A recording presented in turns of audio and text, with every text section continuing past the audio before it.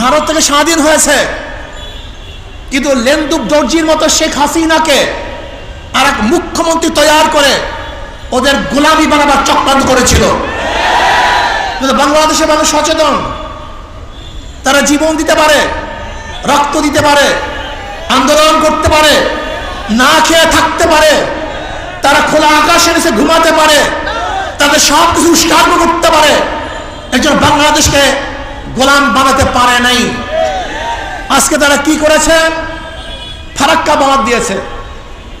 ফারাক্কা বাঁধের মাধ্যমে আপনারা জানেন এক সময় আমাদের বাংলাদেশ কৃষি নির্ভরশীল দেশ ছিল, পানি ব্যতীত ফসল করা যাইত না।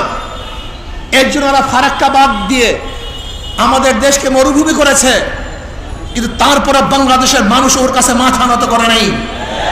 আজও ফারাক্কা বাঁধের